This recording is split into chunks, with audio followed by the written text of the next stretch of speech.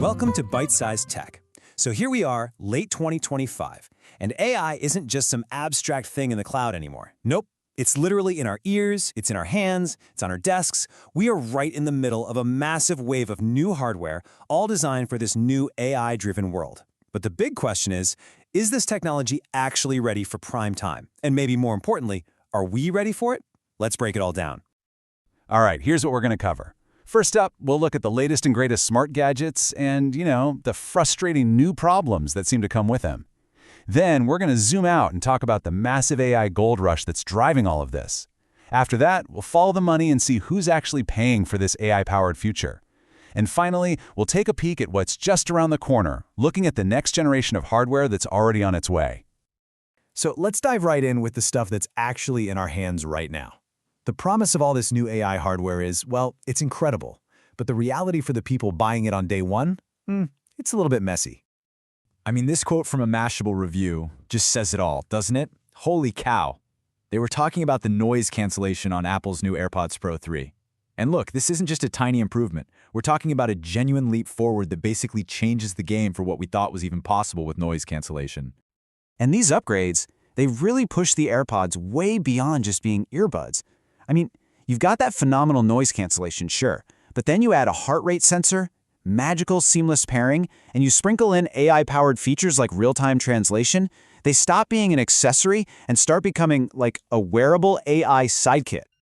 But, and there's always a but, isn't there? For every holy cow moment, you often get a wait, what moment? While Apple's audio engineers were hitting home runs, it seems their phone division was having a much rougher time. In fact, the launch of the brand new iPhone 17 has been anything but smooth. Anyone who bought one early is dealing with a whole list of frustrations. You've got Scratchgate, with the new model scuffing up way too easily. You've got AI features that just won't download.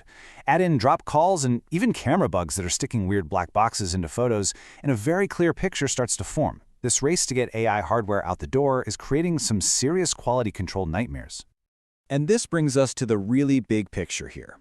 These glitches aren't just one-off problems. They're symptoms of an industry-wide AI gold rush. Every single tech giant is in a frantic race to cram AI into their products, which, of course, leads us right to Apple's biggest AI gamble. This is the prize they're all chasing: Apple Intelligence. This is Apple's grand vision, their whole ecosystem powered by AI. It promises a Siri that's finally, smart and actually understands you.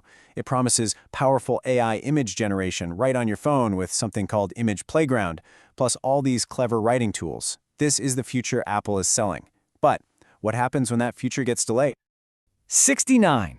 That's not just a random number. That is the number of people who have signed on to a class action lawsuit against Apple. Their argument? They claim they bought these brand new iPhones specifically because Apple promised all these revolutionary AI features, especially a smarter Siri, only to find out they were delayed or just didn't work like they were supposed to. And tech analyst Avi Greengard absolutely hits the nail on the head with this quote. The lawsuit is basically saying that Apple sold today's hardware on the promise of tomorrow's software. And that's a really risky move that just perfectly captures the tension between the hype and the reality in this whole AI race. And hey, Apple is definitely not alone here. Over at Meta, they're making their own big push into AI-generated content with a new platform they're calling Vibes.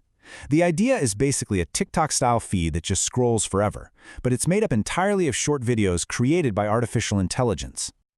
But the reception has been, let's just say it's been mixed. This takedown from Mashable is pretty brutal, calling it an infinite slop machine.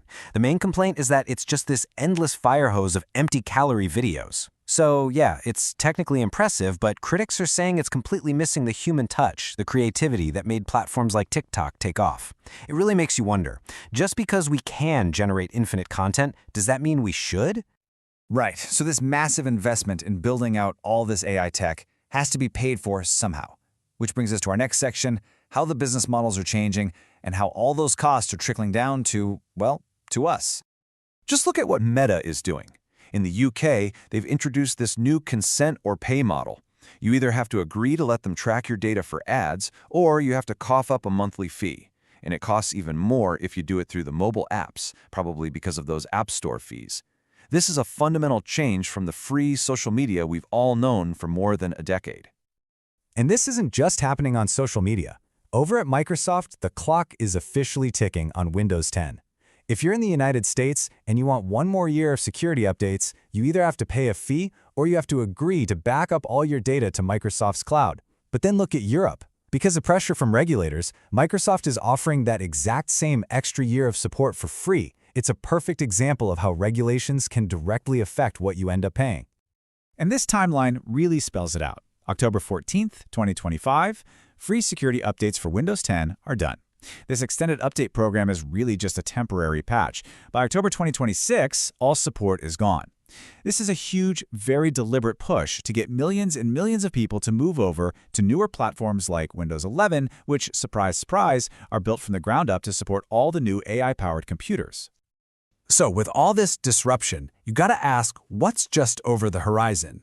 Let's wrap things up with a little glimpse of the next chapter in this crazy AI hardware race. Amazon's big fall hardware event is right around the corner. And of course, the rumor mill is churning. We're expecting new Echo speakers, probably a new Kindle Scribe with a color screen, new Fire TV stuff. But the big thing, the one everyone's watching, is any news on Alexa Plus. That's Amazon's big answer to ChatGPT, designed to make Alexa way, way smarter. It's their play to own the ambient AI inside your home. But you know, the most important changes are happening at a level you can't even see. We're talking about the silicon itself. The actual chips that make our devices work are being completely redesigned from the ground up for AI. Just take a look at Qualcomm's new Snapdragon X2 Elite. This isn't just a small step up, the performance jump is huge. But the real story is its new Neural Processing Unit, or NPU, which is a part of the chip built specifically for AI tasks. This is the kind of tech that's going to make powerful AI on your device super fast, super efficient, and give you multi-day battery life. It's the engine for the entire next generation. Which kind of leaves us with this one big question. On the one hand, we're getting these incredible new powers, from noise cancellation that feels like straight-up magic to the promise of assistants that are actually intelligent. But at the same time, we're dealing with buggy software, new fees for everything, and being forced off of platforms we've used for years. So, as our devices become extensions of AI, are we actually upgrading our lives, or have we all just signed up to be the unpaid beta testers for the tech giant's next big thing? If you enjoyed this episode, please like, comment, share, and subscribe.